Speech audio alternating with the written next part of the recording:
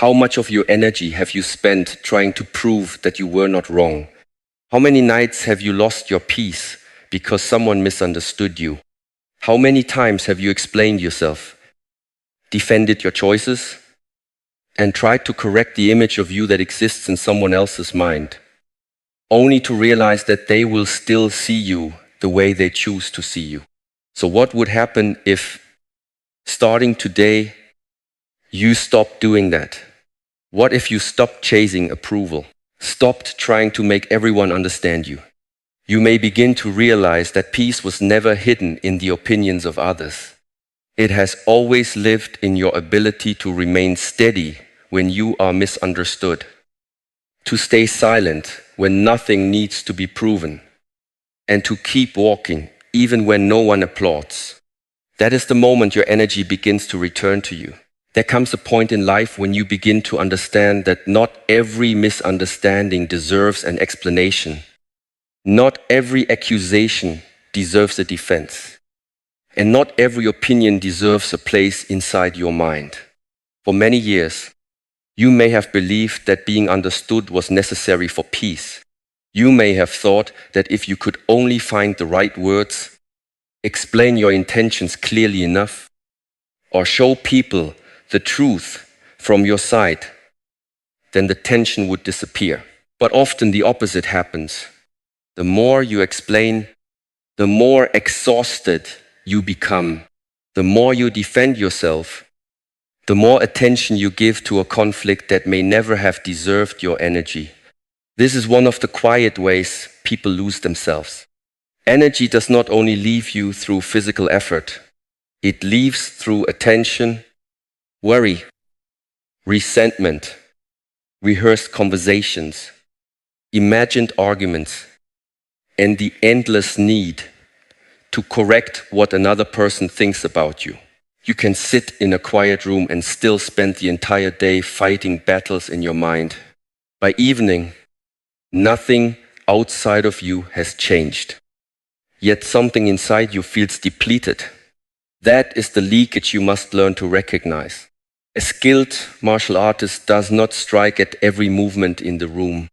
Training teaches restraint before it teaches force. The untrained person reacts because reaction is immediate. The trained person observes, measures, and decides whether action is necessary. Your attention requires the same discipline.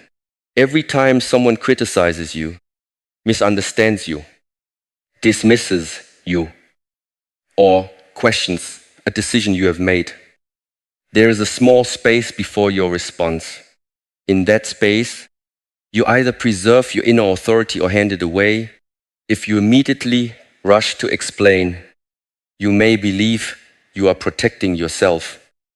But sometimes you are asking another person to give you permission to remain at peace. You are saying, without realizing it, that their interpretation of your life has enough power to disturb your relationship with yourself.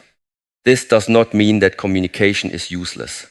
Mature people communicate when communication can bring clarity, repair trust, solve your problem, or fulfill a responsibility.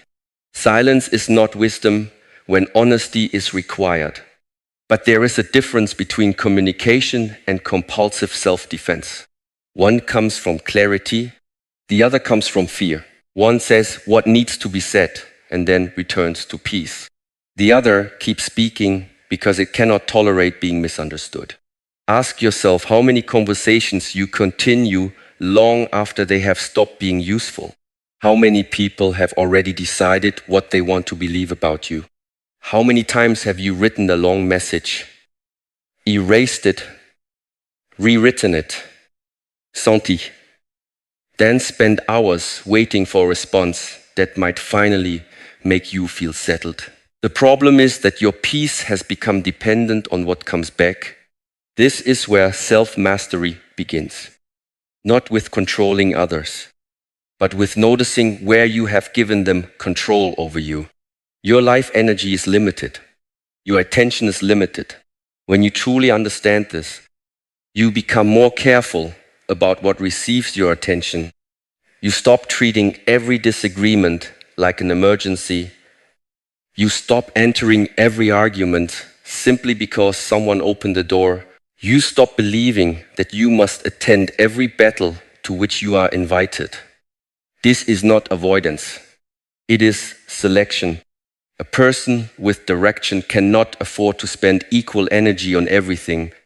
There are relationships that deserve patient conversation. There are mistakes that deserve accountability.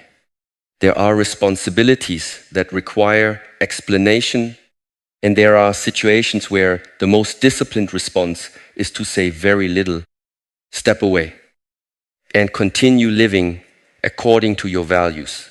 The difficult part is that silence may feel uncomfortable at first. You may feel an urge to send one more message, make one more point, or prove one final detail. That urge is the old habit asking to be fed. Do not confuse discomfort with necessity. You can feel the impulse without obeying it. You can allow another person to misunderstand you and still remain honest. You can let someone be disappointed and still remain kind. You can hear criticism and examine it without allowing it to become your identity. This is how inner strength is built, quietly, in moments that nobody applauds. Start by observing where your energy goes after difficult interactions. Notice which people remain in your thoughts for hours. Notice which conversations you replay while driving, eating, working, or trying to sleep. Notice how often your mind prepares speeches for audiences that are not present. Then stop feeding the rehearsal. Bring your attention back to what is in front of you. Your breath, your work, your body, your responsibilities, your home, the people who genuinely share your life. Each time you bring your attention home, you close one more opening through which your energy has been escaping. Over time, you become less available for unnecessary conflict and more available for meaningful action. You begin to understand that your life does not need a constant public defense. Character is not built in explanations. It is built in repeated choices.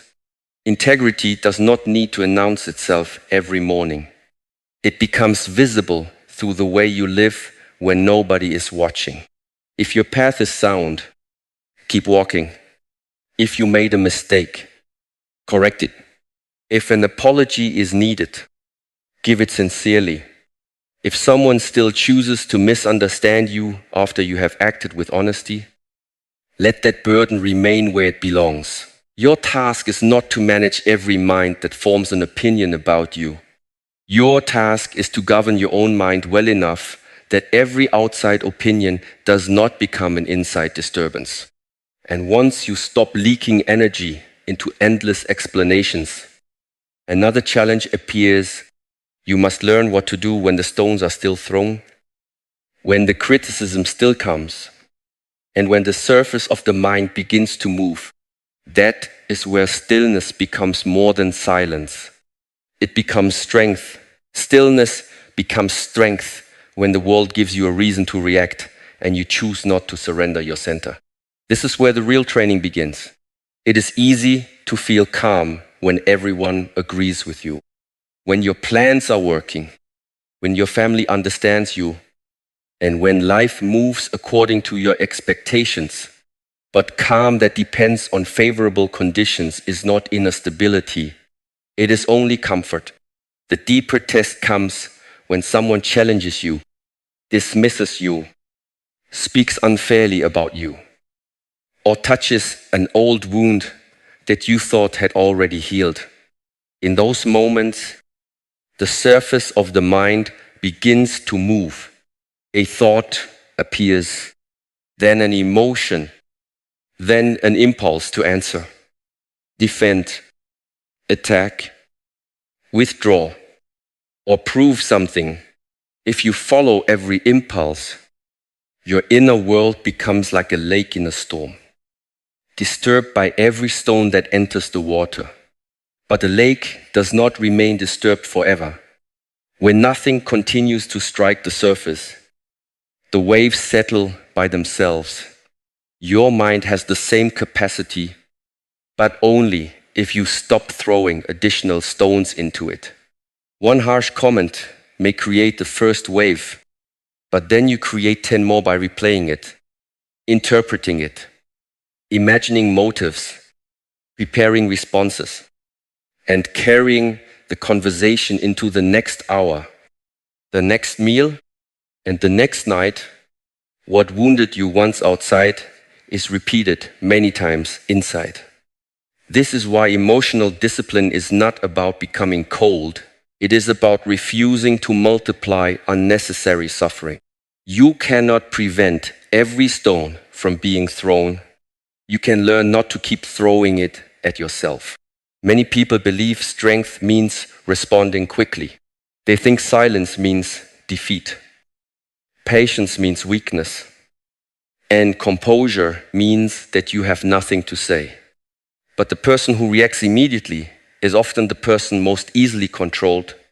If another person can make you angry with a sentence, anxious with a look, or reckless with an insult, then your emotional state is still being directed from outside.